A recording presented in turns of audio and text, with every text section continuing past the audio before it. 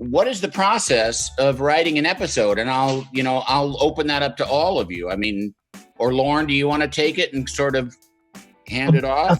Hand it off. It's really fun. My job is the funnest, I think, but the writers should feel free to disagree. They pitch ideas. They're sometimes loose, sometimes more formed. They might be just a germ of something. And this is the beginning of this conversation that's really enjoyable, largely because these people are enjoyable. They're really, really, really fun to work with. They're intensely good and funny people in equal amounts. And so we're just basically blabbing for a while. And then at a certain point, it gets real. They beat out the act breaks and they'll come up with a real story structure. And I'll hand it off to Wendy, let's say, and take it from there. So once we get an approved idea, and it can be something, like the most recent one, I guess Lizzie and I did was just like a road trip. Lizzie and I are from a big family of 7. So we have so many memories of like vomiting in cars across this fine country. So we have just like a basic idea about a road trip. And then from there, like you sort of get together with the room. And I can't remember if it was before we talked to the writers or after we talked to the writers. Lizzie, you might remember that we thought like, oh, we have Nat now and she has a limo. Can we somehow get the family on the road trip in a limo? So you meet with the room and you sort of throw around ideas. Yeah, so from there, you kind of chat with everybody. And usually we put a bunch of cards up on a board, and so you card out your act 1, 2, 3, and 4 and figure out like where your act breaks are and the basic beats of what's happening in each act. And those are plot points that you're just for people those are plot points that you're beating. Yeah. But we do that, and then we'll pitch it back to Lauren, and he'll kind of react to what we've come up with and give us feedback on different things that are working and not working. I will say the best thing about doing a board is that you have these note cards on a board, and they can just be like, just Bob wants to go to the grocery store. That's not a good episode. But basically, Lauren comes in the room and you pitch it. You pitch out the whole board to him. So you read every card. And if you have a board in your room, you'll just stare at the board. You don't have to make eye contact with another person.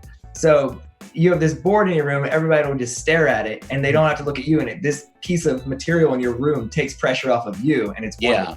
Sometimes we won't have a board and we'll be pitching an idea and you'll know it's not going well because everybody will kind of just start staring at the board because they'd rather look at the board than like look at you and your bad idea.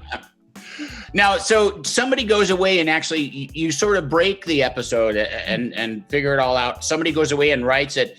Then how much rewriting happens after that step? Yes, the writer goes away and writes the writer's draft, and then there are a series of rewrites that happen now because we've been doing it so long. It's sort of just like the weather. There are these milestones. So there's a rewrite right away, which we do together to just polish and punch.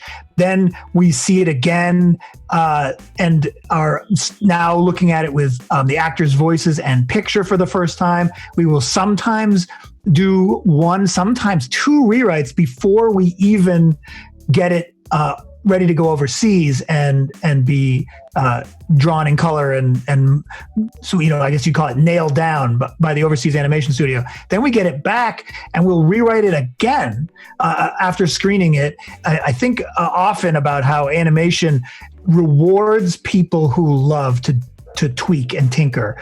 And so our staff, I think I speak for them and I should let them talk, but it's like, oh, good, we get to do a rewrite. It's not an onerous thing. It's like, oh, I'm so glad I get another look at this thing. That's part of the pleasure of animation, that it's in the pipeline for so long and you can touch it so many times. Now, John is a very funny writer. I mean, does he ever come, John, do you ever get to go into the writer's room or are you forbidden? Early on, I know I came in and said, like, guys, we have to make this family Jewish into the room. And I was like, and part of that would be like, let's like start writing holiday episodes let's start churning them out. Rosh Hashanah, Passover. Right. And I was like shouted down, I think kind of aggressively about that. Early on. But I still do spec scripts on my own, and in my universe, they are Jewish. Full circumcision episode for Bob. You pitched her. Yeah.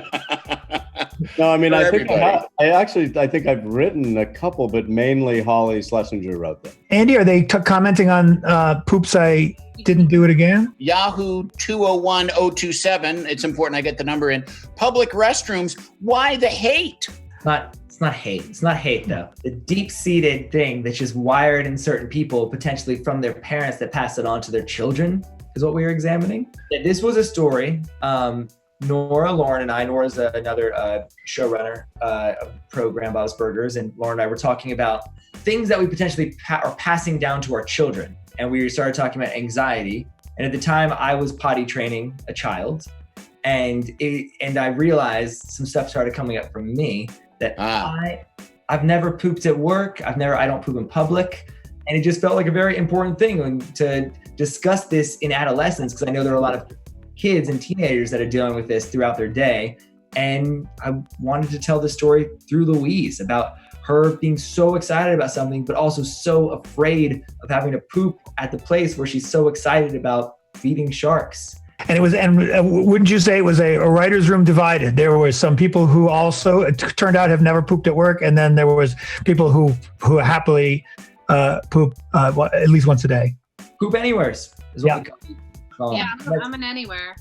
Same. I'm an anywhere too. I mean, I don't get off on it or anything, but I mean, yeah. No, but I would give $1 billion to be back pooping at work tomorrow. Now, Stephen, I hope now you don't know what you were missing. And now when we get back to work, I hope that you'll just be pooping freely. No, the dream Louise has in the episode is a dream I've had many times about just like thinking I'm pooping privately and then realizing I'm pooping in the middle of the hallway at school. And then you wake up in a bed full of poop. Yeah, every night. Well, I think the phrase bed full of poop is a good place to end.